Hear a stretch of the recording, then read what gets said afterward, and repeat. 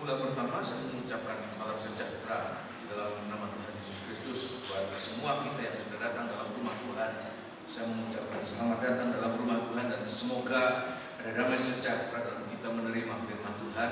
Walaupun ada banyak halangan rintangan yang kita alami, namun kita berusaha untuk mengalahkan segala halangan, segala gangguan yang mengganggu kita, mungkin kesehatan, mungkin apapun juga, tetapi kita meletakkan diri kita di bawah kaki Tuhan. Ya, nah malam hari ini saya masih ditekankan untuk kita tetap masih pada bagian ini, yaitu di dalam kitab Injil Matius pasal ke-24 ayat yang ke-29. Saya masih menunggu semua untuk menikmati bagian ini. Tidak terhitung berapa kali kita membaca ayat-ayat ini, tapi semoga kita tetap mendapatkan sesuatu yang baru dari apa yang kita baca, ya. Kitab Injil Matius pasal ke-24 ayat yang ke-29. Saya menunggu semua menemukan dan kita ikuti dalam Alkitab masing-masing, ya. Ayat yang ke-29. Segera sesudah siksaan pada masa itu, matahari akan menjadi gelap dan bulan tidak bercahaya, dan bintang-bintang akan berjatuhan dari langit, dan kuasa-kuasa langit akan goncang. Haleluya. Dan ini suatu nubuatan dari Tuhan sendiri, dari mulut bibir Tuhan Yesus sendiri mengatakan tentang keadaan atau situasi pada saat nanti Dia datang kembali, ya. Bahkan bahwa apa yang dianggap mapan, apa yang dianggap stabil, apa yang dianggap tetap, nanti suatu saat tidak akan tetap lagi, ya. Dan kemudian apa yang dikatakan oleh Tuhan Yesus itu diteguhkan juga oleh penglihatan yang dialami oleh Rasul Yohanes di dalam kitab Injil, suratan kitab Wahyu pasal yang ke-6, kitab Wahyu pasal yang ke-6 ayat yang ke-12, yaitu waktu Rasul Yohanes melihat penglihatan tentang pembukaan meterai yang ke-6. Semua yang dilihat oleh Rasul Yohanes ini adalah kejadian-kejadian yang belum terjadi dan akan terjadi mendekat dengan kedatangan Tuhan. Apa yang dibacakan dalam kitab Injil Matius pasal yang ke-24 itu juga berbicara tentang keadaan atau situasi menjelang kedatangan Tuhan. Dan semoga inilah yang harus kita perhatikan hari-hari ini. Memang Tuhan akan datang dan itu suatu keyakinan kita. Tetapi sanggupkah kita boleh berada di sana di tengah-tengah kesulitan-kesulitan? Kalau kita hari-hari ini tidak mempersiapkan diri, maka orang-orang itu tidak akan sanggup menghadapi kedatangan Tuhan yang dahsyat. Ayat mengatakan tidak ada seorang yang sanggup, sehingga mereka mengatakan siapa yang akan sanggup menghadap tahta pengadilan Tuhan, kedatangan Tuhan, murka Allah yang begitu dahsyat, ya. Di dalam kitab Wahyu pasal yang ke-6 ayat yang ke-12. Oleh sebab itu di hari-hari ini waktu yang Tuhan berikan untuk kita manfaatkan sebaik-baiknya. Setiap waktu itu adalah waktu atau sesuatu yang sangat berharga, sangat berarti untuk hidup kita, ya. Ayat yang ke-12, Wahyu pasal yang ke-6 ayat yang ke-12. Maka aku melihat ketika anak domba itu membuka meterai yang ke-6, sesungguhnya terjadilah gempa bumi yang dahsyat, ya. Dan matahari menjadi hitam bagaikan karung rambut. Matahari menjadi hitam bagaikan karung rambut, terus kan? Dan bulan menjadi merah seluruhnya. Bulan menjadi merah seluruhnya bagaikan darah, terus kan? Dan bintang-bintang di langit berjatuhan ke atas bumi, bagaikan pohon ara menggugurkan buah-buahnya yang mentah apabila ia digoncang angin yang kencang. Ayat yang ke-14 kita lihat. Maka menyusutlah langit bagaikan gulungan kitab yang digulung, dan tergeserlah gunung-gunung dan pulau-pulau dari tempatnya. Terus, dan raja-raja di bumi dan pembesar-pembesar serta perwira-perwira dan orang-orang kaya serta orang-orang berkuasa dan semua budak serta orang merdeka bersembunyi ke dalam gua-gua dan celah-celah batu karang di gunung. Dan mereka berkata kepada gunung-gunung dan kepada batu-batu karang itu, runtuhlah menimpa kami dan sembunyikanlah kami terhadap Dia yang duduk di atas tahta dan terhadap murka anak domba itu. Sebab sudah tiba hari besar murka mereka, dan siapakah yang dapat bertahan? Terima kasih. Oleh sebab di hari ini situasi menjelang kedatangan Tuhan atau di sekitar kedatangan Tuhan adalah situasi yang dahsyat. Kalau kita tidak mempersiapkan diri, hari-hari ini, maka tidak ada seorang pun yang tahan menghadapi itu. Oleh sebab itu, manfaatkan waktu-waktu yang ada ya. Nah, saya akan memperlihatkan ada kesamaan di dalam kitab Ayub pasal 24 ayat 29. Maafkan kita Injil Matius pasal 24 ayat 29 dan kitab Ayub pasal 6 ayat yang ke-12, yaitu matahari akan tidak bercahaya lagi. Di dalam kitab Wahyu pasal matahari akan menjadi gelap. Wahyu pasal yang ke-6 disebutkan matahari akan menjadi hitam bagaikan karung rambut. Kemudian Injil Matius pasal yang ke-24, bulan tidak bercahaya lagi. Dalam kitab Wahyu pasal yang ke-6 ayat yang ke-12 disebutkan bulan akan menjadi merah seluruhnya seperti darah. Dan kitab kitab Injil Matius pasal yang ke-24 dikatakan bintang-bintang akan berguguran. Dalam kitab Ayub pasal yang ke-6 ayat mengatakan bintang-bintang di langit akan berjatuhan ke atas bumi bagaikan pohon ara yang menggugurkan buahnya, yang mentah apabila digoncang oleh angin kencang. Jadi ada suatu kesamaan situasi yang kacau, ada goncangan, sedemikian goncangnya ayat mengatakan gunung yang tidak pernah bisa bergeser itu bergeser, pulau-pulau semuanya itu akan bergeser sebab mengalami suatu guncangan yang dahsyat. Bukan hanya guncangan dari dalam lapisan-lapisan bumi ini yang terjadi hari-hari ini. Kalau ada ledakan-ledakan, ada goncangan-goncangan, itu terjadi karena pergerakan lapisan-lapisan bumi ini. Tetapi nanti akan terjadi, dalam bumi akan bergerak. Semua akan mencapai klimaksnya pada saat menjelang kedatangan Tuhan. Tetapi jadi dari luar, ayat mengatakan itu bintang-bintang gugur ke bumi, ngantem bumi. Sudah bisa bayangkan terjadi suatu tabrakan yang begitu kuat ya. Bayangkan itu bintang itu jatuh menghantam bumi. Kalau saya lihat bintang kecil, kalau sekian jaraknya memang kelihatan kecil, tapi kalau dia sudah kena mencapai bumi, itu bukan sesuatu barang yang kecil, itu sesuatu yang besar. Dan bayangkan itu kalau itu menghujam bumi, apa yang terjadi? Suatu kegoncangan. Oleh sebab itu, di hari-hari ini kita harus perhatikan secara jasmani akan menjadi sesuatu yang dahsyat ya. Mereka akan kehilangan itu peredarannya, lepas dari peredarannya, akan ngawur semuanya. Tetapi juga secara rohani itu juga lebih dahsyat lagi ya. Nah, malam hari ini saya akan berbicara secara rohani. Apa ini? Matahari, bintang dan bulan-bulan ya. Matahari, bulan dan bintang-bintang.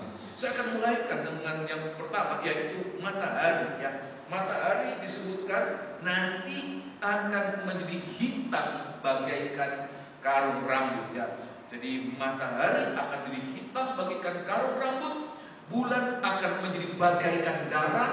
Jadi ada perumpamaan-perumpamaan sedemikian diumpamakan. Suatu saat semua itu kalau tidak berfungsi akan menjadi sesuatu yang lain ya. Kemudian bintang-bintang itu hanya bagaikan dua arah yang mentah yang gugur ke bumi ya. Nah, saya akan perlihatkan apa ini bagi kita. Nomor satu, saya akan perlihatkan matahari. Matahari itu berbicara tentang apa? Di hari-hari yang harus kita alami pekerjaannya. Jangan sampai terlambat. Jangan sampai disebutkan matahari itu yang sekarang ini terang terik. Seringkali kalau kita lihat matahari terik, kita sambat, kok panas ya, kok terik. Tapi kalau kemudian mataharinya seperti malu-malu gitu, saudara, kita juga sambat, panas, sumuk, jemuran tidak kering-kering ya, sebab matahari tidak ada. Seperti demikian. Nah, itulah manusia yang tidak pernah puas dengan apa yang ada. Tapi biar kita dalam segala keadaan kita mau berterima kasih, mengucap syukur ya. Nah, kita lihat ini apa ini matahari. Matahari ini secara rohani sebenarnya berbicara tentang pekerjaan kasih dari Allah Bapa. Saya ulangi sekali lagi, matahari ini berbicara tentang apa? Sebenarnya matahari itu berbicara tentang pekerjaan kasih dari Allah Bapa. Dan ini yang harus kita manfaatkan sungguh-sungguh sebelum nanti matahari akan menjadi hitam bagaikan karung rambut. Ya, karung rambut itu menunjukkan pakaian duka, pakaian berkabung zaman dulu. Ya, itu menggunakan karung rambut hitam, tanda duka cita, tanda kepedihan. Oleh sebab itu hari-hari ini kita harus memanfaatkan selama kasih Allah bagaikan matahari belum kemudian menjadi gelap. Kita harus manfaatkan dalam hidup kita ini. Kita serap sebanyak mungkin, seperti kita menikmati sinar mentari pagi untuk kemudian menyehatkan kita, menyembuhkan kita, menggairahkan kita, menumbuhkan kita. Manfaatkan sinar kasih Allah yang sampai hari ini masih disinarkan. Jangan sampai terlambat, di mana ayat mengatakan tidak lagi bercahaya, matahari akan menjadi hitam, sesuatu yang menakutkan. Oleh sebab itu gunakan kasih Allah ini, ya, pekerjaan kasih dari Allah Bapa untuk setiap kita sekalian, ya. Nah, di dalam kitab Injil Matius pasal yang ke-5, saya akan memperlihatkan bagaimana pekerjaan dari kasih itu untuk setiap manusia. Oh, luar biasa. Kita menjadi orang yang terlalu bodoh kalau kemudian tidak memanfaatkan. Kenapa? Sebab seperti matahari itu, ini energi yang bebas diterima oleh semua bangsa. Matahari itu menyinarkan dan tidak ada diskriminasi. Matahari, sinar matahari yang disinarkan tidak ada diskriminasi. Semua orang kena sinar matahari ini. Orang jahat, orang baik, etnis apapun juga, orang bodoh, orang kaya, orang pintar, orang apapun juga bisa menerima sinar matahari ini, ya. Itulah gambaran kasih Allah, ya. Pekerjaan kasih Allah Bapa yang sedang dicurahkan buat kita. Injil Matius pasal yang ke-5, ayat yang ke-45. Hari-hari ini harus kita manfaatkan. Jangan biarkan hari berlalu tanpa kita menikmati kasih Allah. Akan hidup dalam kepahitan, akan hidup dalam kegelapan. Oleh sebab itu manfaatkan selama mentari masih menyinarkan sinarnya. Nikmati sinar mentari itu, ya. Ayat yang ke-5. Karena dengan demikianlah kamu menjadi anak-anak Bapamu yang di surga, Ya. yang menerbitkan matahari. Lebih baik pada ayat yang ke-43, 44 dan 45 supaya bisa mengerti tentang apa ini. Kok tahu-tahu karena demikian kamu menjadi anak-anak Bapamu, ya. Ayat yang ke-43. Kamu telah mendengar firman, Ya. kasihilah sesamamu manusia, Terus. dan bencilah musuhmu. Terus. Tapi aku berkata kepadamu, Ya. kasihilah musuhmu, Kasihilah musuhmu, dan berdoalah bagi mereka yang menganiaya kamu. ya. Karena dengan demikianlah Supaya dengan demikian kamu menjadi anak-anak Bapamu yang di surga, Allah Bapa yang di surga, yang menerbitkan matahari ya, bagi orang yang jahat bagi dan orang yang jahat baik, dan orang yang baik, dan menurunkan hujan bagi orang yang benar ya. dan orang yang tidak benar. Jadi inilah curahkan kasih Allah buat setiap manusia, tanpa memandang bulu, tanpa memandang rupa, tanpa memandang latar belakang. Semua manusia pada hakikatnya merupakan orang-orang yang dikasihi Allah. Agama apapun, latar belakang apapun, semuanya sebenarnya menerima kasih Allah. Dan kalau kita menyadari ini, biar kita menjadi orang-orang yang menikmati sinar mentari itu, memanfaatkan dengan sungguh-sungguh menjadi sesuatu yang baik dalam kehidupan kita. Dalam satu ayat di dalam kitab Perjanjian Baru juga, surat Roma pasal yang ke-5, apalagi khususnya akan sangat terasa buat kita orang berdosa, ya. Sangat terasa, ya. Roma pasal yang ke-5 ayat yang ke-6. Ayat ini terlalu banyak kali saya bacakan. Saya akan bacakan terus dalam kaitan dengan apa yang sedang saya sampaikan, ya. Ayat yang ke-6 sampai ayat yang ke-8. Itulah kasih Allah untuk kita, dicurahkan dengan sangat limpahnya seperti sinar mentari ini. Apalagi kita yang hidup di daerah tropis ini, luar biasa. Kita kaya dengan matahari ini, kaya dengan sinar matahari, ya. Tidak seperti mereka yang tinggal di belahan utara ataupun di selatan. Mereka mendapatkan sinar matahari yang terbatas, ya. Sangat terbatas. Tetapi bagi kita yang ada di daerah tropis ini, itu menerima begitu limpah sinar matahari ini, ya. Ayat yang ke-6. Karena waktu kita masih lemah, Kristus telah mati untuk kita, orang-orang durhaka, Ya. pada waktu yang ditentukan oleh Allah. Sebab tidak mudah seorang mau mati untuk orang yang benar, ya. tetapi mungkin untuk orang yang baik, Ya. ada orang yang berani mati. Ayat yang ke-8, tidak peduli orang jahat. Ayat mengatakan Allah menyatakan kasih-Nya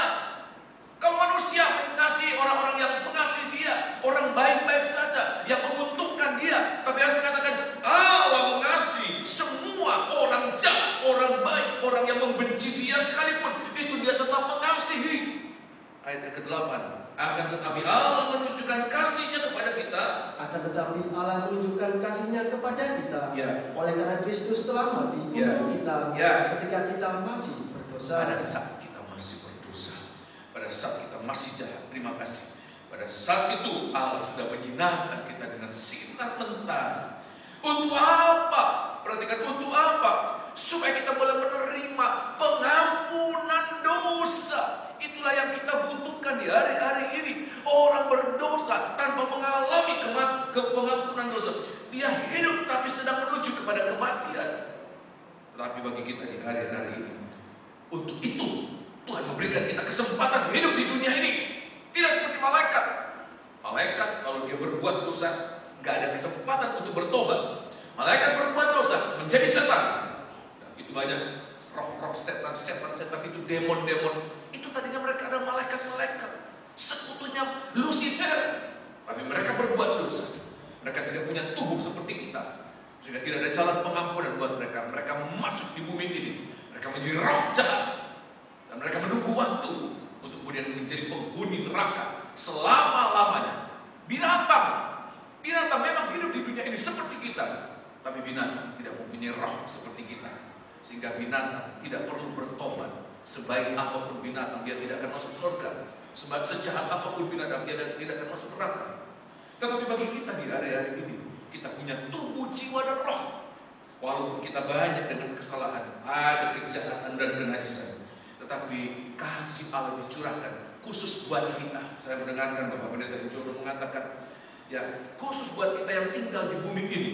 Ya, saya tidak tahu apa ada manusia lain di planet-planet yang lain yang disebutkan alien atau apa, IT dan lain sebagainya. Tetapi saya sangat mempercayai hanya kita yang ada di bumi ini, ya. Dan sebab apa? Sebab Tuhan menyinarkan kasih-Nya khususnya buat kita yang hidup di bumi ini dengan tubuh, jiwa, dan roh kita. Sehingga kita harus manfaatkan sungguh-sungguh sinar mentari yang bersinar untuk kita. Dan bagaimana caranya? Hanya ayat mengatakan tinggal menerima saja. Injil Yohanes pasal yang ketiga, kitab Injil Yohanes pasal yang ketiga. Tidak ada sesuatu yang terlalu sukar sebenarnya, ya. Hanya tinggal menerima saja. Sinar mentari itu tinggal menerima saja, Saudara. Nggak ada usaha yang lain. Seseorang harus kemudian melakukan teknologi bagaimana untuk menerima sinar mentari. Orang yang paling primitif sekalipun yang tidak tahu dengan teknologi, dia bisa menikmati sinar mentari, Saudara. Dia bisa menikmati dengan sangat, ya. Orang yang teknologinya sampai, ya, postmodern sekalipun juga dia boleh menerima. Semua boleh menerima, ya. Injil Yohanes pasal yang ketiga. Kitab Injil Yohanes pasal yang ketiga. Ayat yang ke-16. Untuk kita yang tinggal di bumi ini, di dunia ini, ayat mengatakan kasih Allah yang besar itu dicurahkan buat kita. Untuk apa? Untuk memberikan kita kehidupan yang kekal. Pengampunan itu, ya, pengampunan itu adalah jalan untuk kita boleh menerima kehidupan yang kekal. Tanpa pengampunan yang ada hanya penghukuman, sebab semua manusia sudah berbuat dosa, ya. Ayat yang ke-16. Karena begitu besar kasih Allah akan dunia ini, sehingga Ia telah mengaruniakan anaknya yang tunggal, Ya. supaya setiap orang yang percaya Supaya setiap orang, siapa saja yang percaya di seluruh planet bumi ini, di seluruh kokok langit bumi ini, apa saja dia, orang jahat, orang baik, orang bodoh, orang pintar, orang kaya, orang miskin, agama apapun juga, ayat mengatakan ini sangat universal. Ayat mengatakan supaya setiap orang percaya, supaya setiap orang yang percaya kepadanya, supaya setiap orang yang percaya kepadanya, ya, tidak binasa. Perhatikan, melainkan beroleh hidup yang kekal. Ya, terima kasih. Supaya siapa saja yang mau memanfaatkan matahari yang sedang disinarkan dalam kehidupan kita, sinar matahari yang sedang dipancarkan dalam kehidupan kita, yang mengatakan tidak harus binasa, sebab upah dosa. Dan Alkitab mengatakan semua manusia sudah berbuat dosa, dan upah dosa adalah maut, kematian, neraka. Tetapi bagi kita yang menerima kasih Allah itu, hanya percaya, hanya menerima, ayat mengatakan tidak harus masuk dalam kebinasaan, tetapi mendapatkan kehidupan yang kekal. Kenapa? Sudah mengalami pengampunan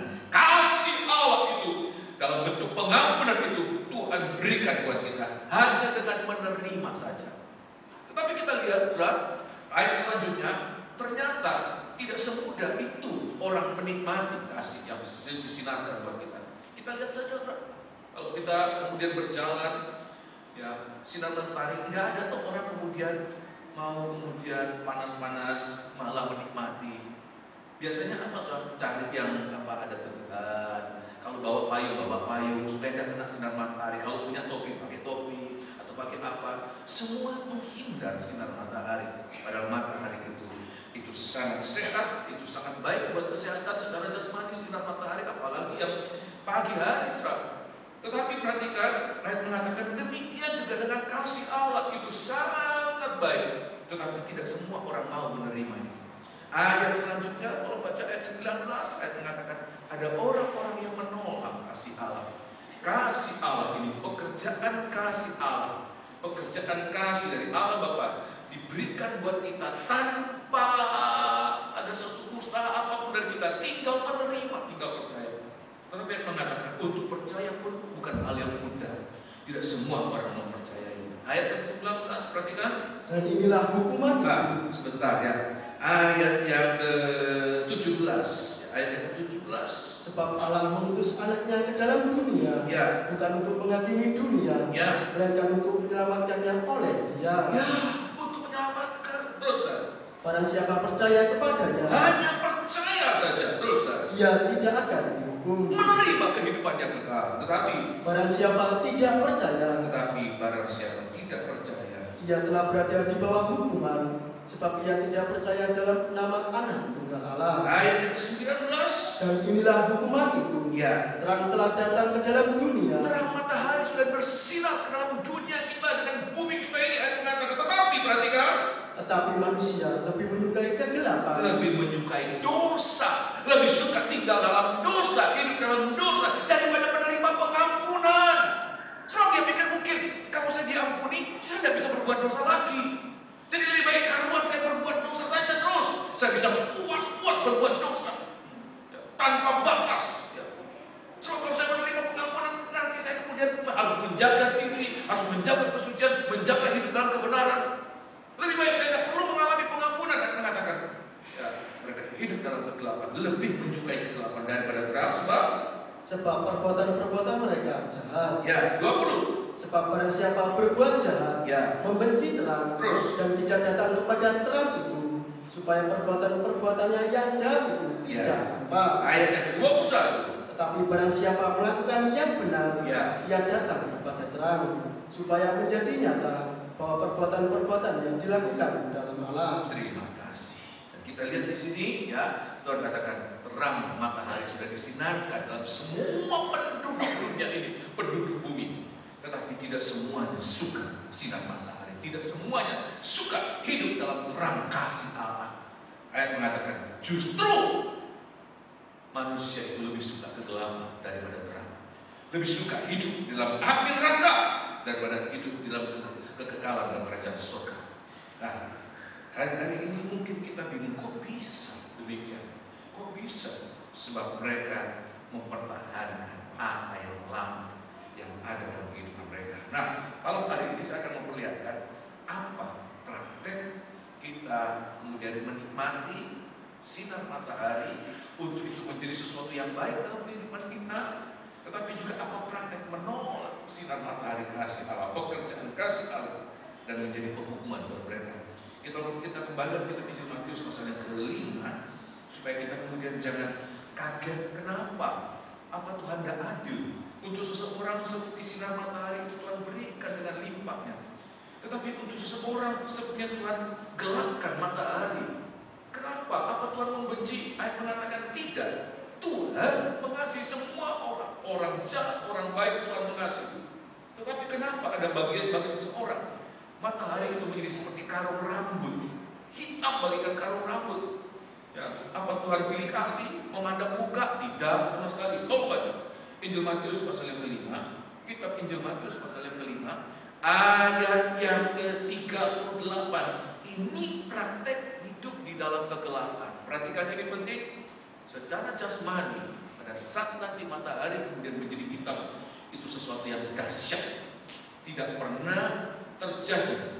Tetapi para ilmuwan juga bisa mengakui satu saat nanti matahari tidak akan bersinar lagi. Ya. Matahari itu kumpulan gas, ya, entah gas helium, ya. Itu nanti satu saat akan tidak berfungsi lagi, ya. Karena kata mereka terlalu tua, sudah miliaran tahun. Nanti matahari akan menjadi black hole, ya. Tidak akan ada lagi, ya. Ayat yang ke 38. Kamu telah mendengar firman, mata ganti mata dan gigi ganti gigi. Tetapi aku berkata kepadamu, Ya. janganlah kamu melawan orang yang berbuat jahat kepadamu, Ya. melainkan siapapun yang menampar pipi kananmu, Ya. berilah juga kepadanya pipi kirimu. Terima kasih. Jadi kita lihat ini, matahari itu gambaran pekerjaan kasih Allah. Tapi matahari menjadi gelap itu berbicara tentang apa, saudara? Lawan dari terang adalah gelap. Lawan dari kasih adalah apa, saudara? Kebencian. Nanti satu saat, kalau manusia kemudian tidak memanfaatkan sinar kasih Allah yang dipancarkan dalam kehidupan kita, nanti satu saat dia akan hidup dalam kebencian yang sangat pekat. Dan itu nanti akan terjadi, akan digenapkan secara rohani pada zaman aniaya antikristus. Di mana pada saat itu kebencian sama sekali benci seperti gelap pekat. Seperti secara jasmani telah terjadi kegelapan di tanah Mesir pada saat orang Israel akan keluar dari tanah Mesir. Seperti secara terjadi jasmani terjadi pada saat Tuhan Yesus disalib 3 jam terjadi kegelapan. Tetapi secara rohani akan terjadi kegelapan. Tidak ada kasih di dunia ini, tidak ada kasih, bahkan tidak ada belas kasihan. Saudara bisa bayangkan zaman aniaya antikristus tidak ada belas kasihan. Sehingga kalau terjadi aniaya tanpa belas kasihan, terjadi pemukulan tanpa belas kasihan, terjadi amarah tanpa belas kasihan, tidak ada kasih di bumi. Nah, rekan perlihatkan ini apa praktek sebelum mencapai, supaya kita tidak kemudian tanpa kita sadari seperti kita masuk dalam arus, bukan menjadi makin terang, makin hidup dalam kasih, tetapi tanpa kita sadari seperti kita terbawa arus, makin hidup dalam kebencian, sampai satu saat ya benar-benar gelap yang dikatakan dalam kitab Wahyu pasal yang ke-6. Gelap begitu, ya, sebegitu gelap matahari menjadi hitam itu ada prosesnya. Nah, kita lihat prosesnya. Pada ayat 38 dikatakan mata ganti mata, gigi ganti gigi. Jangan kamu melawan orang yang berbuat jahat kepadamu, melainkan siapapun yang menampar pipi kananmu, berilah juga kepadanya pipi kirimu. Bagi kita di hari-hari ini harus kita berjaga. Supaya apa? Supaya kita tidak kemudian makin hidup dalam kebencian. Mulai kita berperang. Untuk apa? Nomor 1, jangan membalas kejahatan dengan kejahatan. Atau juga jangan ada praktek balas dendam. Perhatikan, dendam ini adalah praktek kebencian, saudara. Jangan ada praktek balas dendam atau membalas yang jahat dengan yang jahat. Roma pasal yang ke-12 Tuhan katakan gigi ganti gigi, mata ganti mata. Kalau kamu mengalami disesuatukan oleh seseorang, balas. Itu orang memang. Tapi Tuhan katakan bagi kita sekarang zaman kasih, ya. Roma pasal yang ke-12. Ya, sebab apa? Saya melihat ini dalam praktek nyata, di mana ada balas membalas. Masalah yang tadinya kecil tidak pernah akan selesai. Itu akan lama.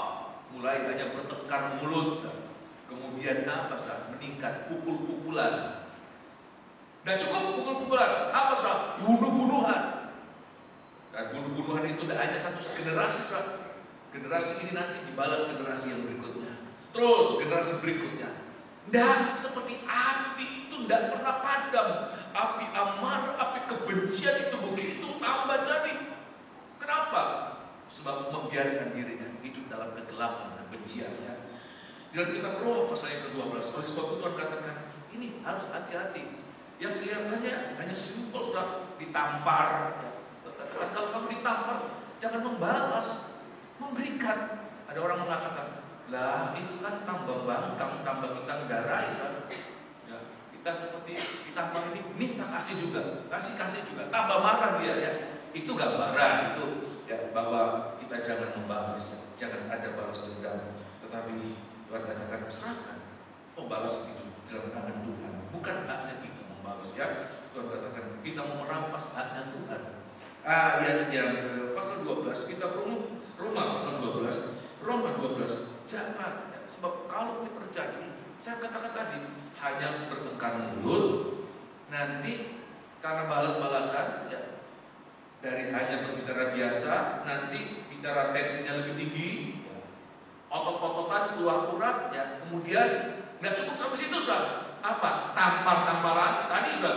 Ya, bukannya tampar-tamparan, pukul-pukulan, bunuh-bunuhan dari generasi ke generasi yang berikutnya terus. Ya. Ayat yang ya, kita lihat ayat yang ke-17. Oleh sebab itu di ayat ini Tuhan katakan lebih baik kita menahan diri, ya, menahan diri untuk membalas. Ya. Tuhan katakan itu salah satu praktek sederhana dari kasih. Walaupun kita pikir, kan saya yang benar, kan saya yang dirugikan. Seringkali begitu saudara. Kita ditampar tanpa suatu kesalahan, kita yang dirugikan. Ya, tetapi Tuhan katakan kita menerima kasih dari Allah itu gratis, tanpa bayar sepeser pun. Ada dari kita yang kemudian harus bayar. Saya dengarkan bahkan air sungai itu tidak gratis, Pak. Nggak gratis, itu ada harganya, ada bayarnya, itu mahal. Kita wah ini kan dikuasai negara, hajat hidup orang banyak, itu bayar air sungai itu. Tapi matahari nggak ada yang kemudian bisa mengatakan ini hak apanya, hak paten saya, kamu harus bayar untuk menerima matahari. Tidak, gratis kita terima dari Tuhan. Kita terima free dari Tuhan. Ayat yang ke-17. Janganlah membalas kejahatan dengan kejahatan. Ya. Lakukanlah apa yang baik bagi semua orang, sedapat mungkin, sedapat-dapatnya. Kalau hal itu bergantung padamu, ya. hiduplah dalam perdamaian dengan semua orang. 19. Ini suatu perkataan yang sangat praktis ya. Saya pikir tidak perlu kita kemudian belajar bahasa, belajar pengertian-pengertian yang lebih rumit ya. Walaupun kita cuma mengerti bahasa Indonesia, tanpa harus kita mengerti bahasa aslinya, bahasa Ibrani atau bahasa Yunani. Saya pikir ini tidak sulit untuk dimengerti, saudara. Ya, tidak sulit. Tidak harus kemudian kita memikir akar bahasanya, akar katanya bagaimana, ya, implikasinya. Tidak perlu, saudara. Dengan kita membaca bahasa sehari-hari ini, kita sudah mengerti. Jangan membalas kejahatan dengan kejahatan. Lakukan yang baik bagi semua orang. Sedapat mungkin, kalau itu bergantung padamu, hidup dalam perdamaian dengan semua orang. Ayat 19, perhatikan. Saudara-saudaraku yang kekasih, ya, janganlah kamu sendiri menuntut pembalasan. Tetapi berilah tempat kepada murka Allah, ya, sebab ada tertulis, ya, pembalasan itu adalah aku. Terus, akulah yang akan menuntut pembalasan, firman Tuhan. Ayat 20. Tetapi jika saudaramu lapar, berilah dia makan. Jika ia haus, berilah dia minum. Ya. Dengan berbuat demikian, kamu menumbuhkan bara api di atas kepalanya. Ya. Janganlah kamu kalah terhadap kejahatan. Jangan kalah terhadap kejahatan, tetapi kalahkan kejahatan dengan kebaikan. Hari-hari ini pergumulan kita, saudara. Pergumulan kita di hari-hari. Supaya apa? Seperti sinar mentari itu terus bersinar atas kita. Katakan kita belajar.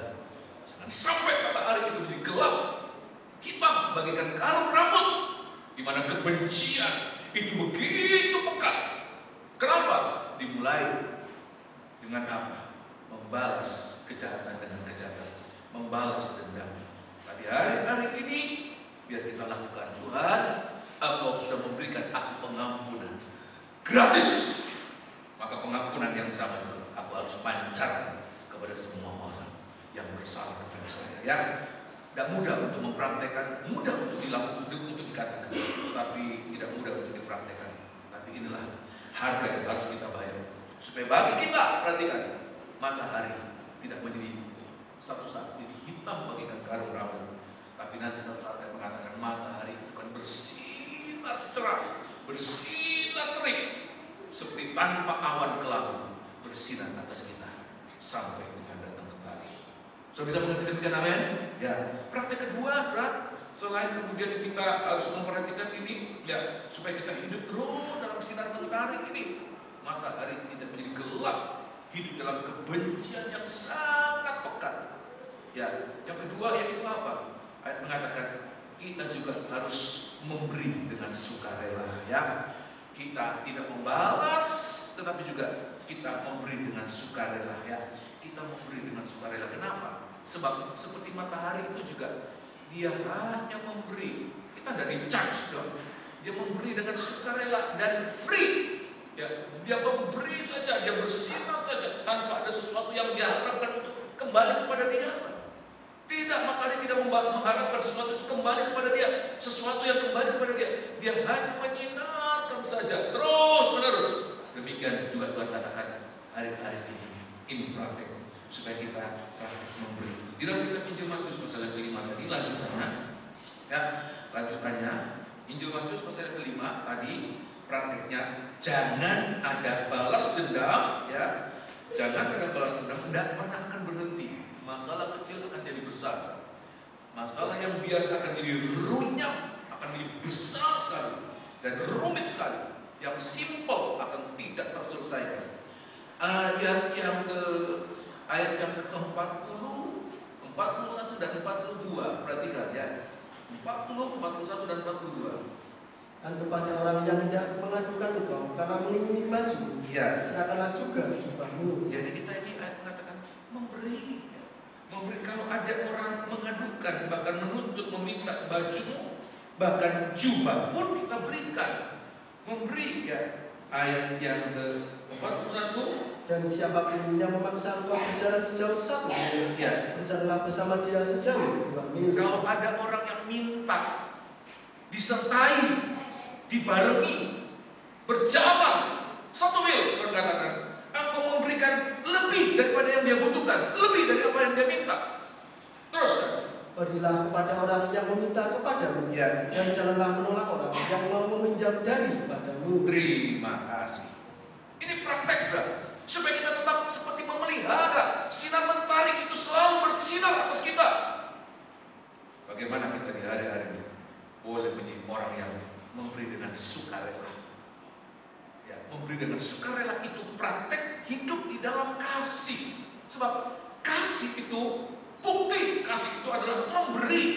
Ya, di dalam kitab 2 Korintus, kitab 2 Korintus pasal yang sebentar, 2 Korintus pasal yang ke-9.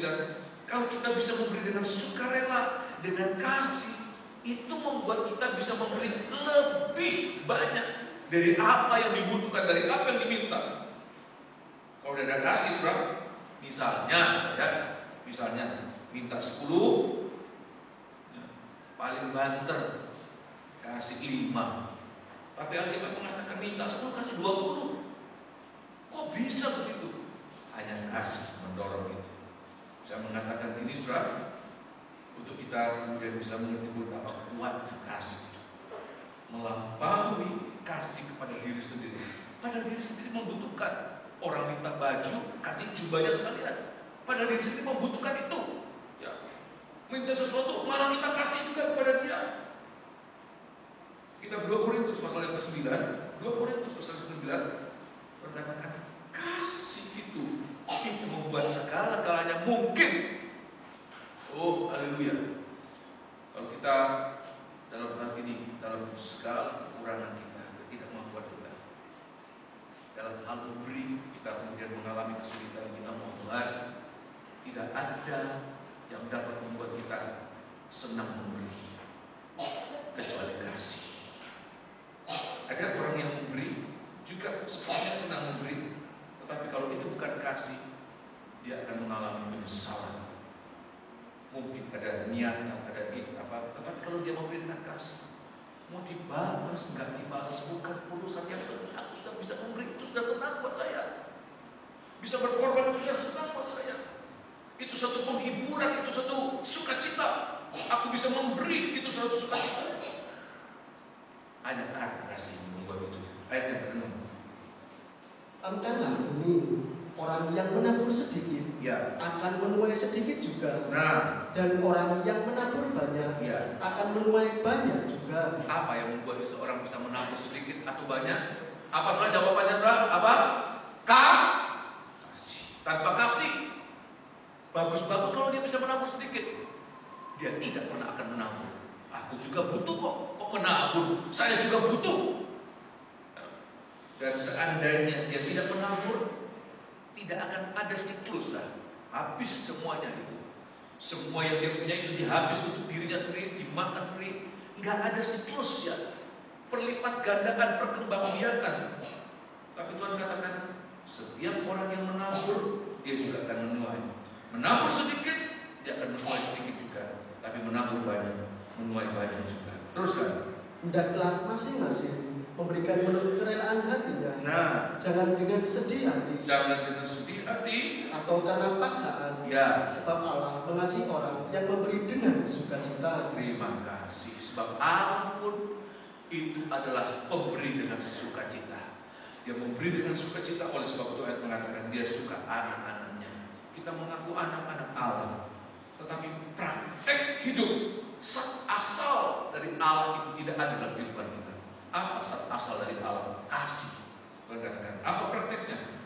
Selain dia tidak membalas yang jahat dengan yang jahat, tidak ada balas dendam, tetapi membalas yang jahat dengan kebaikan. Tuhan katakan, kalahkan kejahatan dengan kebaikan. Kejahatan tidak pernah bisa dikalahkan dengan kejahatan, tapi kejahatan hanya bisa dikalahkan dengan kebaikan.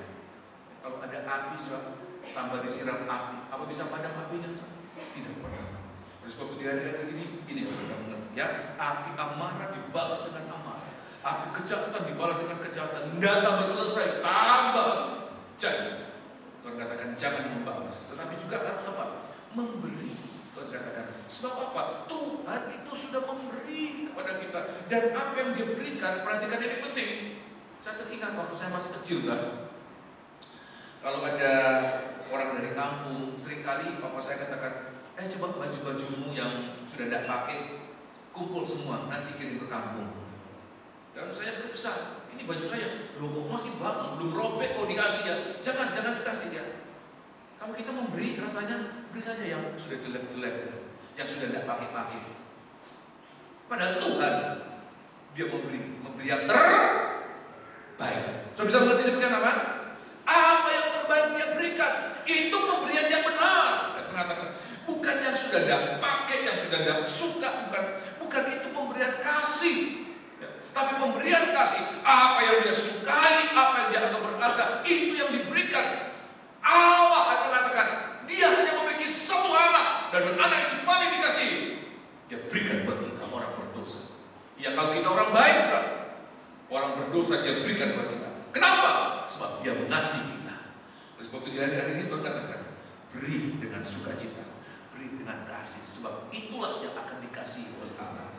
Makin kita memberi, perhatikan, tidak membuat kita akan menjadi miskin, tidak akan membuat kita kemudian mengalami kekurangan. Tapi ayat mengatakan, paling tidak, kalaupun kita rugi secara jasmani, kita berkurang uang kita, tapi nanti kita akan melimpah dengan kasih. Secara jasmani mungkin kita mengalami kerugian, tapi secara rohani kita diberkahi oleh Tuhan Allah. Kita melimpah dengan kasih. Kita menabur pemberian, kita menuai kasih Allah dalam kehidupan kita. Sudah bisa mengerti demikian, amin? Dan kasih itu tidak bisa dibayar dengan apapun juga. Oleh sebab itu di hari-hari ini, semoga kita boleh mengerti ini, supaya jangan kita kemudian mengalami makin hari makin hidup dalam kegelapan, makin hidup dalam kegelapan. Kenapa terjadi pertengkaran? Terjadi apa? Sebab ayat mengatakan manusia di akhir zaman akan menjadi manusia yang sangat egois, tidak bisa memberi. Ini kesulitan akhir zaman, ini kegelapan akhir zaman. Tolong baca dalam 2 Timotius pasal yang ketiga. 2 Timotius nggak bisa memberi satu saat. Perhatikan ini penting. Manusia akan menjadi sangat-sangat egois. Dia tidak bisa memberi sedikit pun, sebab hanya mementingkan dirinya sendiri. Sehingga ayat mengatakan dia hidup dalam kegelapan, akan masuk dalam kegelapan.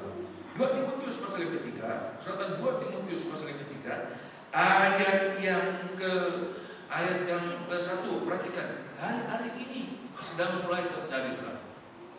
Kalau memberi dengan tanpa motivasi lain, ada orang memberi motivasi lain. Untuk kelihatan menjadi orang dermawan bisa, untuk menanamkan pengaruh bisa, untuk memberi tapi membeli seseorang.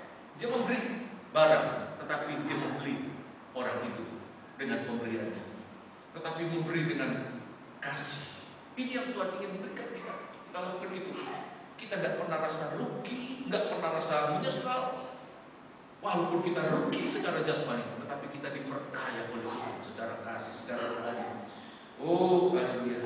Ayat mengatakan akan terjadi, manusia akan hidup di dalam kegelapan. Kenapa? Manusia menjadi sangat kikir, sangat hanya mementingkan dirinya sendiri. Ayat yang ke-1, ketahuilah bahwa pada hari-hari terakhir akan datang masa yang sukar. Manusia akan mencintai dirinya sendiri. Kalau sudah mencintai diri saya sendiri, bisa memberi orang lain kan? Tidak bisa. Tidak bisa. Dia hanya mencintai dirinya sendiri. Ya. Terus kan? Manusia akan mencintai dirinya sendiri, ya, dan menjadi hamba uang. Ya. Mereka akan membuang dan menyombongkan diri. Ya. Mereka akan menjadi pemfitnah. Ya. Mereka akan berontak terhadap orang tua dan tidak tahu berterima kasih, tidak mempedulikan agama, tidak tahu mengasihi, tidak mau berdamai. Lompat pada ayat yang kelima, perhatikan ayat yang kelima. Secara lahiriah, ya, mereka menjalankan ibadah mereka, ya, tetapi pada hakikatnya mereka memungkiri kekuatannya. Terima kasih. Bahkan orang-orang yang beribadah sekalipun, Alkitab mengatakan orang-orang yang beribadah sekalipun, mungkin mereka orang Kristen, mungkin, tapi mengatakan kalau mereka tidak menerima, tidak menikmati kasih Allah, mengatakan mereka nanti akan hidup dalam kegelapan. Oleh sebab itu di hari ini Allah itu Allah yang penuh dengan kasih. Karakternya suka memberi tanpa mengharapkan sesuatu itu kembali. Dia hanya memberi bagaikan sinar matahari. Sinar matahari hanya bersinar saja tanpa mengharapkan sesuatu itu kembali kepada dia. Tapi dia hanya memberi sampai habis-habisnya. Ya, itu yang harus kita mengerti. Ya, nomor 1, matahari itu bicara tentang pekerjaan kasih dari Allah Bapa. Yang kedua, kita lihat bulan. Bulan ini apa? Kalau matahari kita tidak nikmati, nanti satu saat matahari kasih itu, seseorang yang tidak memanfaatkan hari-hari ini, matahari kasih masih bersinar, dia akan masuk dalam suatu kebencian yang sangat pekat. Yang kedua, apa saudara? Bulan itu apa? Bulan itu berbicara tentang pekerjaan penebusan. Pekerjaan penebusan dari anak Allah. Pekerjaan penebusan dari anak Allah. Nah, saya akan perlihatkan apa ini, untuk apa pekerjaan penebusan dari anak Allah untuk kehidupan kita. Yang pertama dalam suratan 1 Petrus, suratan 1 Petrus pasal yang pertama, 1 Petrus pasal yang pertama. Jadi ini pekerjaan penebusan sampai hari ini masih terjadi ya. Pekerjaan penebusan. Darah itu berbicara tentang penebusan. Nah, kita lihat suratan 1 Petrus pasal yang pertama, 1 Petrus pasal yang pertama, ayat yang ke-18. Sampai hari ini pekerjaan penebusan itu masih terjadi. Sampai hari ini pekerjaan kasih itu masih ada. Sampai hari ini juga pekerjaan penebusan masih terjadi. Kita harus menikmati, manfaatkan sungguh-sungguh, supaya jangan sampai satu saat darah itu tidak berbicara tentang penebusan lagi, tapi darah itu berbicara tentang penghukuman. Ya. Ayat yang ke-18. Sebab kamu tahu bahwa kamu telah ditebus dari cara hidupmu yang sia-sia, ya, yang kamu warisi dari nenek moyangmu itu. Perhatikan. Bukan dengan barang yang fana. Bukan dengan barang yang fana. Bukan pula dengan perak atau emas. Ya. Melainkan dengan darah yang mahal. Terus. Yaitu darah Kristus. Ya. Yang sama seperti darah anak domba. Ya. Yang tak bernoda dan tak bercacat. Jadi disebutkan Yesus itu dengan darahnya itu bagaikan bulan dalam tanda darah. Untuk apa? Mengerjakan penebusan untuk kita sekalian. Dari latar belakang apapun juga, etnis apapun juga, ayat mengatakan kita semua ditebus. Untuk apa? Penebusan itu dikerjakan untuk kita, saudara. Sebab tadinya semua manusia yang berbuat dosa dalam kuasa iblis. Semua manusia itu sejak dilahirkan itu menjadi milik iblis. Dan hanya lewat penebusan kita boleh mengalami nomor 1, dilepaskan dari ikatan hidup lama. Hanya lewat penebusan kita boleh mengalami dibebaskan dari cara hidup sia-sia. Ayat mengatakan yang diwariskan dari nenek moyang. Maafkan, kata diwariskan dari nenek moyang itu bagaikan bukan hanya kita terima warisan harta, warisan tanah. Kalau warisan harta, warisan tanah itu bisa hilang, bisa habis. Orang yang kaya sekalipun, tetapi kemudian keturunannya miskin. Sebab apa? Dia hanya mewariskan harta benda.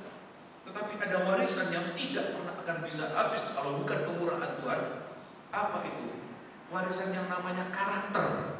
Itu warisan yang kita terima dari nenek moyang itu. Itu karakter lewat DNA. Itu diwariskan dalam setiap keturunan. Dan itu tidak bisa hilang, tidak bisa berubah kalau bukan kemurahan Tuhan. Dan ayat mengatakan, tolong baca ya, di dalam kitab Roma, dalam kitab Mazmur pasal yang ke-51, kitab Mazmur pasal 51, kita menerima warisan itu dari nenek moyang kita. Siapa nenek moyang kita? Bukannya sekedar nenek moyang secara jasmani, tetapi kepada orang Israel Tuhan katakan, iblislah yang menjadi bapakmu. Itu jadi dibagikan nenek moyang. Menerima DNA yang tidak baik, karakter yang tidak baik. Memang secara jasmani kita harus mengakui, tidak ada manusia yang sempurna. Dan apa yang paling banyak diwariskan itu justru yang jelek-jelek. Kalau yang baik-baik rasanya kok mandek ya. Tapi kalau yang jelek itu begitu gampang diturunkan, begitu gampang ditularkan, begitu gampang diwariskan. Dan itulah yang saya heran ya. Kalau yang baik kok rasanya mandek pada orang itu ya. Tapi kalau yang jelek itu diturunkan. Nah, perhatikan dalam kitab Mazmur pasal yang ke-51 ya. Mazmur pasal yang ke-51 ayat yang ke-7. Tanpa kita sadar kita mengandung karakter yang jahat, karakter najis dari leluhur, dari nenek moyang ini. Ayat yang ke-7, sesungguhnya dalam kesalahan aku diperanatkan. Nah, sebab apa? Sebab bukan hanya sekedar pergaulan. Kalau kita pikir, pergaulan itu memang pergaulan yang jelek, yang jahat itu juga merusak.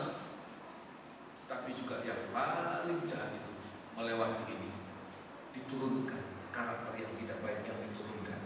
Sesungguhnya dalam kesalahan aku diperanakan, dalam dosa aku dikandung. Ya, dan di dalam dosa aku dikandung. Kita dikandung, sejak kandungan kita sudah berbuat dosa. Sejak kita dilahirkan, terima kasih. Sejak dalam kandungan kita sudah ada dalam dosa. Sejak dilahirkan, kita dilahirkan dalam dosa. Kalau bukan Tuhan yang memutuskan rantai dosa itu, lewat apa? Penebusan darahnya. Nanti kita akan tumbuh dalam dosa. Kita akan tua dalam dosa. Maafkan, kelanjutan tua dalam dosa apa, saudara? Mati dalam dosa. Dan kalau mati dalam dosa, artinya apa? Masuk dalam kebinasaan.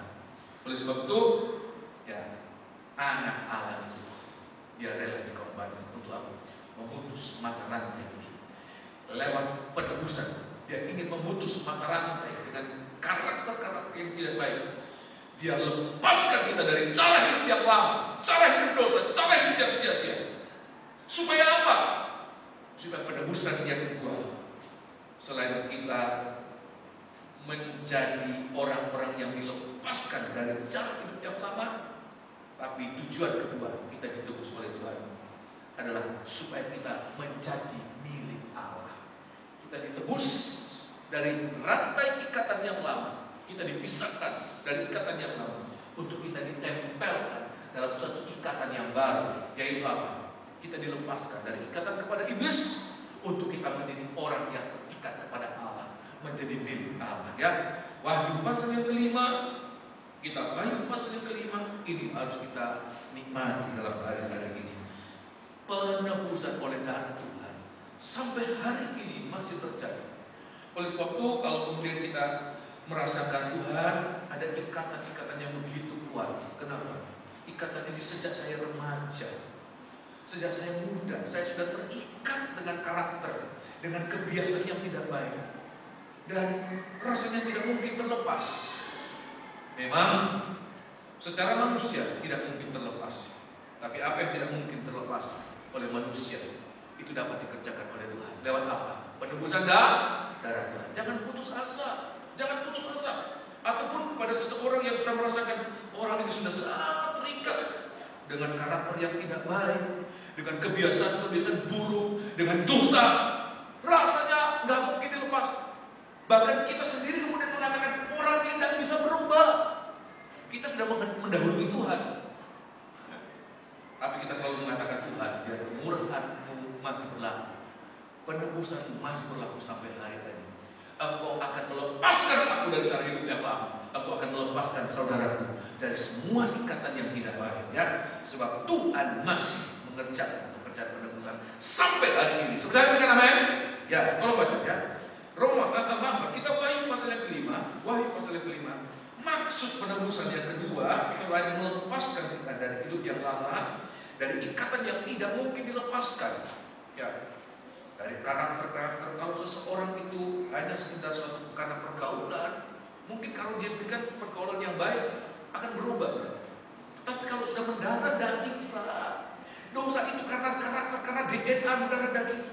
Mau dibawa di mana, di tempat steril sekalipun akan tumbuh. Sebab apa? Benihnya sudah tidak bagus.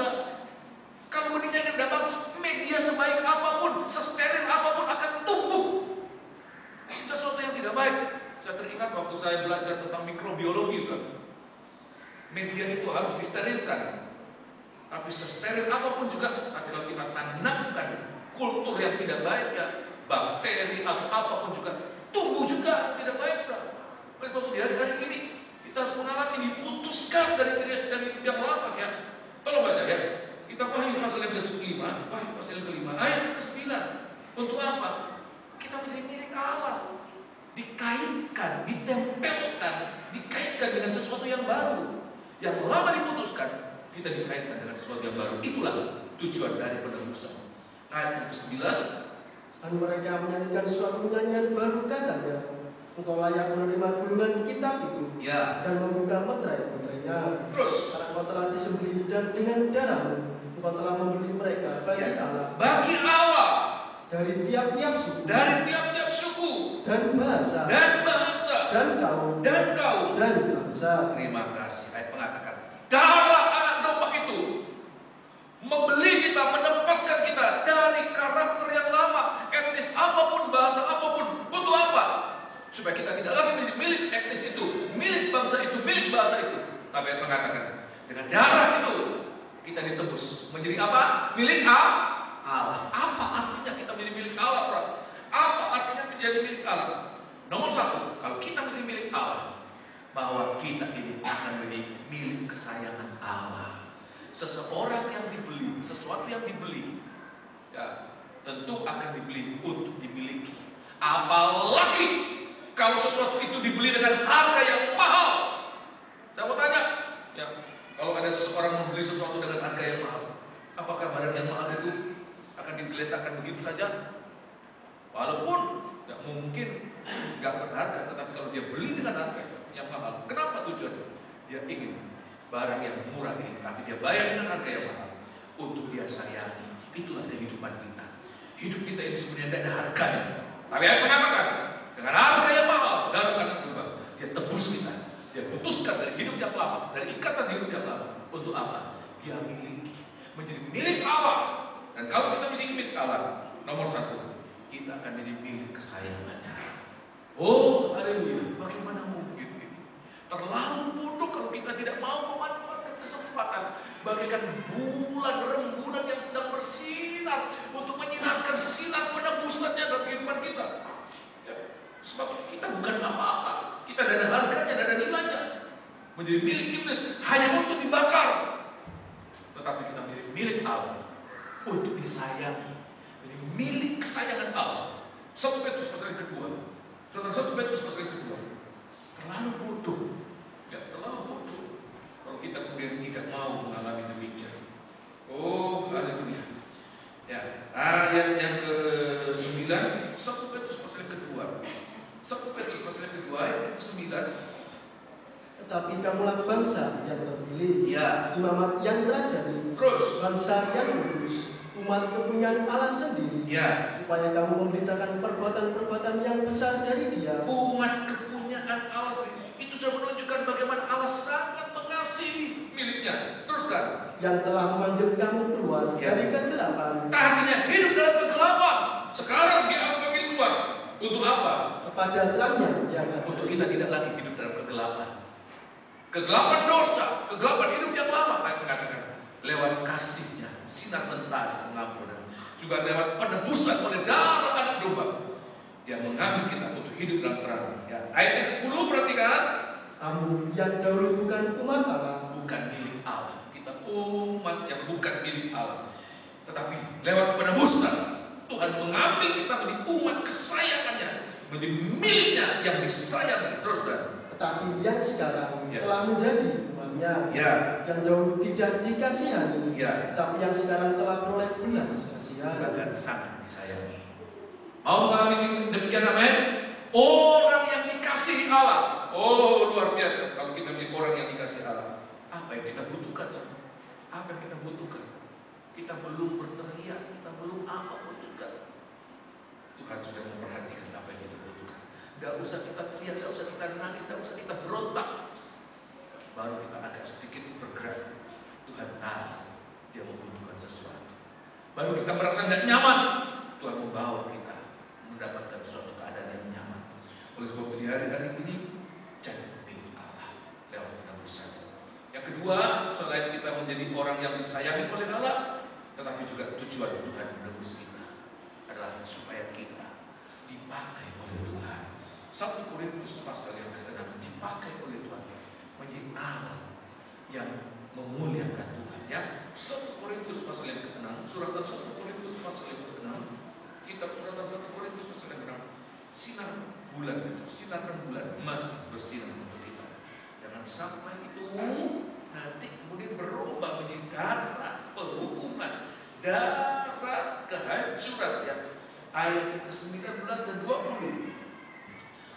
Haleluya.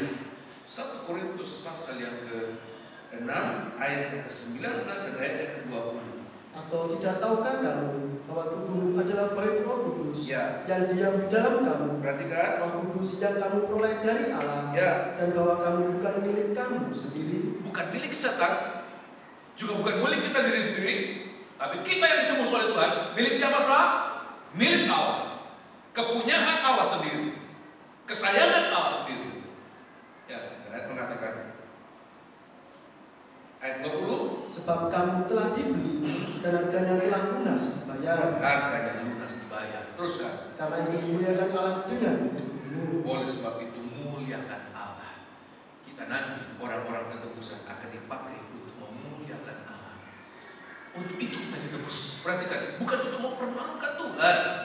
Sudah menyandang nama Allah, menyandang nama Kristen. Saya kalau lihat kemudian ada suatu kejadian, kemudian disebutkan pelakunya nama Kristen, nama-nama orang Kristen, mempermalukan Tuhan, bukan mempermuliakan Tuhan, mempermalukan Tuhan. Apalagi disebutkan gereja mempermalukan Tuhan. Oleh sebab itu, Tuhan katakan biar hari-hari ini, kalau kita yang sudah mengalami penebusan, permuliakan Tuhan dalam seluruh hidup kita.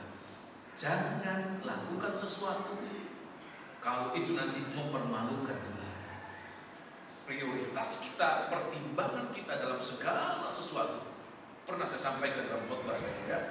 Pertimbangan kita dalam segala sesuatu bukan masalah untung rugi, tetapi pertimbangan kita dalam melakukan sesuatu, apakah perbuatan kita mempermuliakan Tuhan atau mempermalukan Tuhan. Untung tetapi mempermalukan Tuhan lebih baik jangan. Walaupun rugi, walaupun menderita, tetapi untuk itu kita mempermuliakan Tuhan, lakukan itu. Sebab untuk itu kita ditebus oleh darah Tuhan. Untuk mempermuliakan siapa? Tuhan. Haleluya. Sebab kalau tidak, orang-orang yang kemudian masih ada darah penebusan, tidak mau mengalami darah penebusan, nanti suatu saat darah itu adalah darah pembasmian, pembalasan. Ya, darahnya sendiri itu akan ditumpahkan. sebagai ganjaran buat orang-orang yang menolak darah penebusan. Dia sendiri harus membayar dengan harga darahnya sendiri. Sebab dia menolak darah penebusan yang dibayarkan untuk hidupnya. Dia harus menanggung itu dengan darahnya sendiri. Masuk dalam malapetaka, tapi terutama dalam penghukuman api dan kekal selama-lamanya. Oleh sebab itu di hari-hari ini manfaatkan kesempatan mengalami bulan masih bersinar, akan menikmati kita setiap hari, setiap saat, ya. Nikmati sinar penebusan darah, ya. Yang ketiga, bintang-bintang, ya. Apa itu bintang-bintang, ya? Bintang-bintang ini berbicara tentang pekerjaan penyatuan oleh Roh Kudus. Nomor satu, matahari itu berbicara tentang apa? Pekerjaan kasih dari Allah Bapa. Bulan itu berbicara tentang pekerjaan penebusan dari Anak Allah. Bintang-bintang berbicara tentang pekerjaan penyatuan dari Roh Kudus. Kalau matahari, berapa matahari, Saudara? Matahari ada berapa, Saudara? Satu. Nggak mungkin menyatu, ya. Sudah satu, ya. Nggak perlu menyatu sebab dia sudah satu. Bulan ada berapa? Bulan juga satu. Ya, tidak perlu menyatu, sudah satu. Tapi bintang berapa, Saudara? Ada yang pernah menghitung bintang, Saudara? Ada pun orang mengatakan sekian juta bintang. Itu hanya perkiraan. Sebab bintang itu terlalu banyak. Oleh sebab itu, yang banyak itu perlu mengalami apa? Penyatuan, persekutuan. Jadi perhatikan, bintang itu berbicara tentang pekerjaan penyatuan oleh Roh Kudus, ya. Roh Kudus itu sedang bekerja hari-hari ini untuk menyatukan. Nah, saya akan memperlihatkan hari-hari ini, Saudara, di dalam kitab Wahyu, sebentar, ya. Injil Yohanes lebih dulu kita baca, ya. Kitab Injil Yohanes pasal yang ke-14, ya. Di dalam kitab Injil Yohanes pasal 14. Dan bintang-bintang ini juga berbicara tentang orang-orang pilihan Allah, kan? Dan orang-orang pilihan Allah ini dipilih Allah untuk apa? Untuk disatukan. Di dalam kitab Injil Yohanes pasal 14, waktu Tuhan berbicara tentang Roh Kudus. Saya lihat dalam Alkitab masing-masing. Waktu Tuhan berbicara tentang Roh Kudus di dalam ayat yang ke-15 dan seterusnya, Tuhan berbicara tentang pekerjaan seorang penolong, seorang penghibur, di mana dia akan menyertai kita. Itu Roh Kudus. Tetapi perhatikan apa pekerjaan utama dari Roh Kudus ini. Karya Roh Kudus dalam hari-hari ini untuk jemaat Tuhan pada akhir zaman adalah pekerjaan penyatuan. Tolong baca pada ayat yang ke-12, ya. Injil Yohanes pasal 14 ayat yang ke-12. Perhatikan. Aku berkata kepadamu, Ya, atau ayat yang ke-11. Ayat yang ke-11. Percayalah kepadaku, Ya. bahwa aku di dalam Bapa, Nah, dan Bapa di dalam aku. terus. Atau setidak-tidaknya, percayalah karena pekerjaan-pekerjaan itu sendiri. Aku berkata kepadamu, Ya. sesungguhnya barang siapa percaya kepadaku, Barang siapa percaya kepadaku, ia akan melakukan juga pekerjaan-pekerjaan yang aku lakukan. ia juga akan melakukan pekerjaan-pekerjaan yang aku lakukan. Terus, kan? Bahkan pekerjaan-pekerjaan Ya. yang lebih besar dari Bahkan itu. pekerjaan yang lebih besar. Bahkan pekerjaan yang lebih besar dari apa yang aku lakukan. Terus, kan? Sebab aku pergi kepada Bapa. Ya. Terima kasih, ya. Ada orang mengartikan, ya.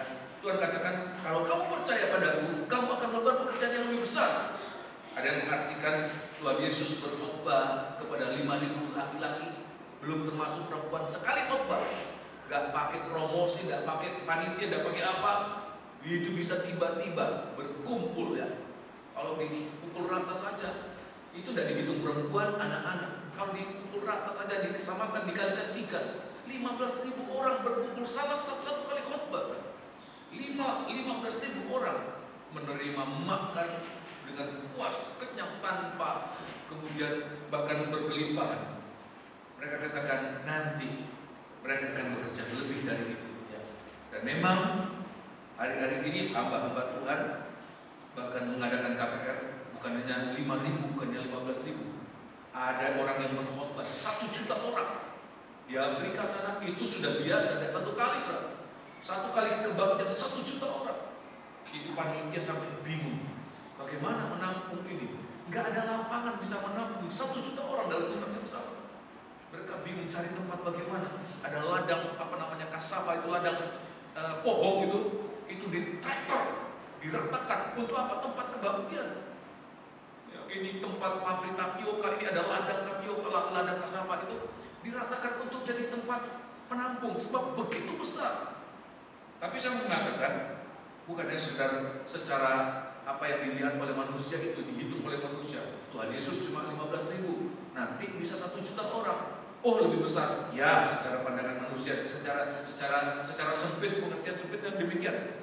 Tapi pengertian yang lebih luas, Tuhan katakan, kalau kamu percaya kepadaku, kamu juga akan melakukan pekerjaan yang lebih besar. Nah, perkataan ini Tuhan kaitkan dengan pekerjaan dari Roh Kudus. Ayat yang ke-15 Tuhan berbicara tentang Roh Kudus. Kenapa pekerjaan Roh Kudus? Yang seperti Tuhan belum sampai sempurna melakukan itu kepada umatnya. Apa itu? Yaitu pekerjaan penyatuan. Kenapa saya katakan pekerjaan penyatuan belum sampai sempurna dikerjakan oleh Tuhan? Sebab di dalam kitab Injil Yohanes pasal 17, perhatikan, waktu Tuhan akan naik, ya tinggalkan murid-muridnya. Perhatikan ini penting. Waktu Tuhan akan tinggalkan murid-muridnya, seperti ada tanggungan yang belum selesai. Ada pekerjaan yang belum selesai. Apa? Pekerjaan penyatuan. Sebab memang dalam prakteknya murid-muridnya itu selalu bertengkar. Dan saya tahu apa yang dipertengkarkan, siapa yang paling besar. Nah, ini menjadi bibit-bibit perpecahan di antara murid-murid. Murid-murid itu ada 12 murid, ada 12 bintang juga di atas kepala dari mempelai wanita Tuhan. Angka 12 itu menunjukkan persekutuan. 12 suku itu menunjukkan persekutuan. Ya, nah perhatikan ini. Tetapi di tengah-tengah Tuhan sedang menggagas suatu persekutuan, ada benih-benih perpecahan. Kenapa? Bukan benih Roh Kudus, tapi benih daging, benih iblis. Ini benih perpecahan. Nah, saya akan perlihatkan Tuhan itu berdoa sungguh-sungguh untuk satu perkara ini. Jadikan mereka satu, jadikan mereka satu. Enggak satu kali Tuhan ucapkan, sampai berkali-kali dalam doanya, Bapa jadikan mereka satu, jadikan mereka satu. Sebab apa? Seperti pekerjaan ini belum selesai. Dia sudah akan pergi, tapi murid-murid umat Tuhan belum bisa menyatu. Nah, Tuhan katakan, tugas siapa itu? Tugas kita hari-hari ini. Yang mau apa? Yang mau mengalami pekerjaan Roh Kudus itu bekerja dalam dirinya, membiarkan dirinya ditopang, dikendalikan oleh Roh Kudus untuk mengerjakan penyatuan tubuh yang sangat besar ini. Oh, haleluya. Nah, kita lihat kitab Injil Yohanes pasal 17 ayat yang ke-11 lebih dahulu. Saya akan perlihatkan ini. Ini pekerjaan yang belum selesai yang dikerjakan oleh Tuhan Yesus selama di bumi ini. Itu dibebankan buat setiap kita. Bintang-bintang pilihan Allah. Sebab apa? Kalau bintang-bintang itu tidak menyatu, nanti ayat mengatakan bintang yang tidak mau menyatu nanti akan gugur. Itu yang nanti akan jatuh. Hanya bintang-bintang yang tidak mau menyatu nanti dia akan gugur di bumi. Injil Yohanes pasal 17 ayat 11, perhatikan. Dan aku tidak ada lagi di dalam dunia, Ya. tetapi mereka masih ada di dalam dunia, dan aku datang kepadamu. Ya. Ya Bapa yang kudus, Ya. peliharalah mereka dalam namamu, Peliharalah mereka dalam namamu, yaitu namamu yang telah Engkau berikan Ya. kepadaku. supaya apa? Supaya mereka menjadi satu. Supaya mereka menjadi satu. Ini seperti pekerjaan yang belum selesai, yang dia doakan kepada Bapa Tuhan supaya mereka satu. Sama seperti kita. Kalau mereka sudah satu, gak perlu didoakan ulang-ulang, Ustaz. Gak perlu, Ustaz. Sudah beres, anak-anakku sudah menyatu. Gak perlu Yesus itu berdoa ulang-ulang kepada Bapa.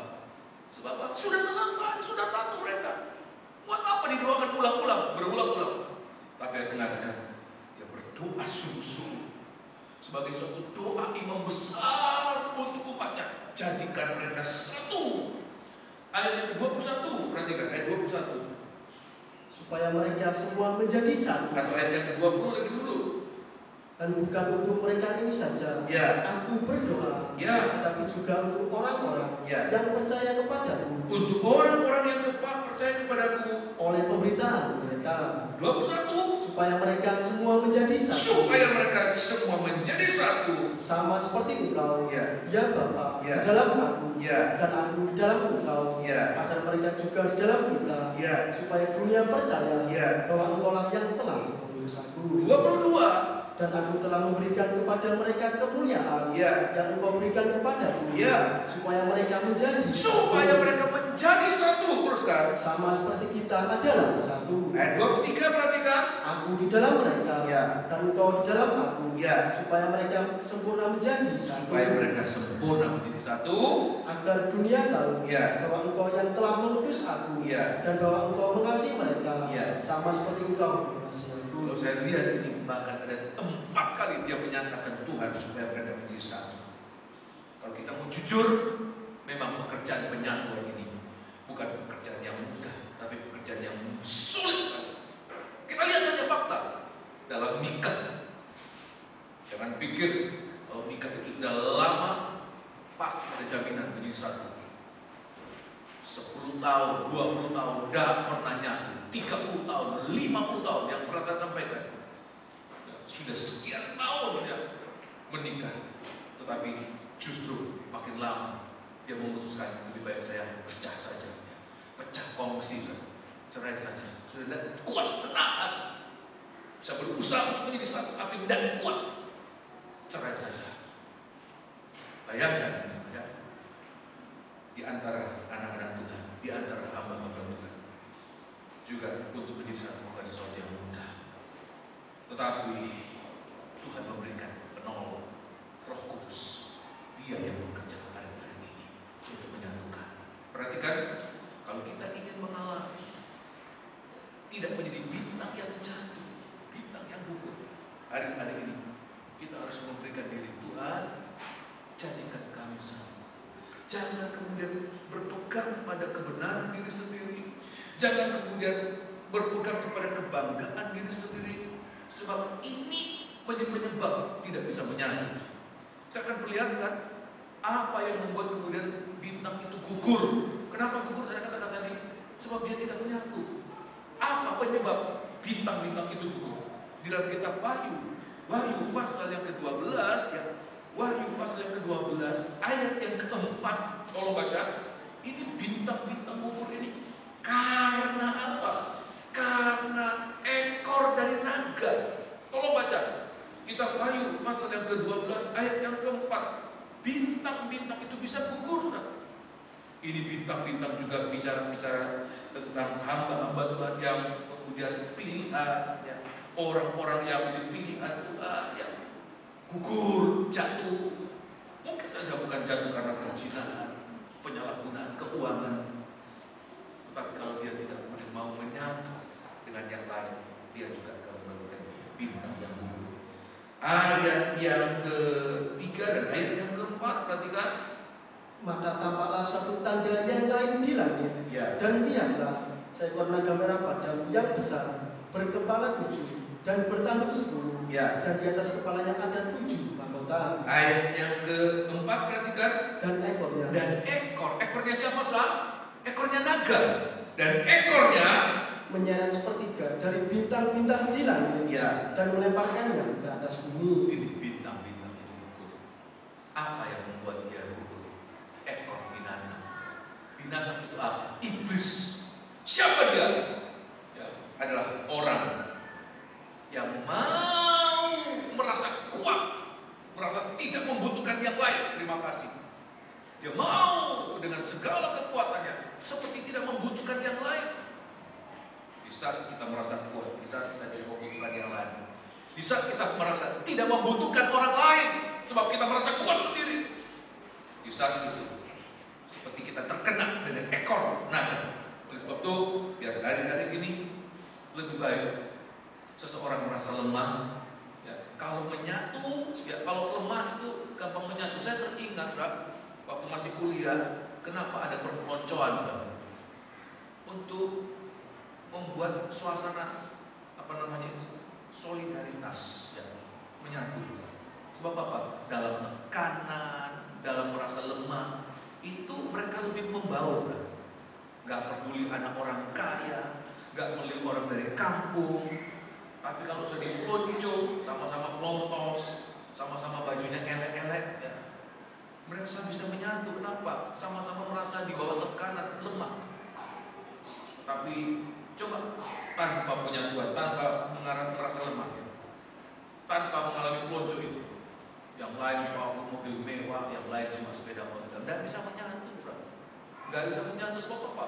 Aku udah butuh kamu, tapi waktu mereka merasa lemah dalam tekanan, itu mereka kita dorong untuk menyatu. Oleh sebab itu di hari-hari ini, biar kita jangan merasa kuat di hadapan Tuhan, jangan merasa kuat di antara sesama, tapi kita merasa lemah. Sebab pada saat kita merasa lemah, di saat kita membutuhkan topangan, membutuhkan Roh Kudus.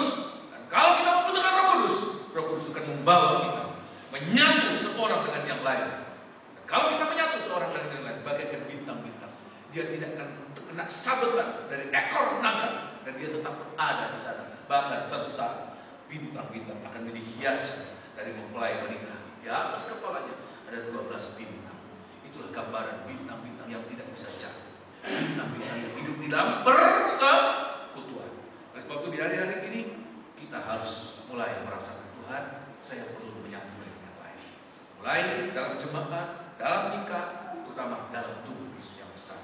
Kita tidak akan mengalami kegelapan malam, tidak akan mengalami kegoncangan hebat, tapi justru kita akan merasakan terang yang berat, yang besar. Kita akan merasakan ketentraman. Ayat mengatakan, di saat bulan, bintang, matahari, bumi, langit akan bergoncang, orang yang menerima kerajaan yang tidak tergoncang, dia tidak akan tergoncang.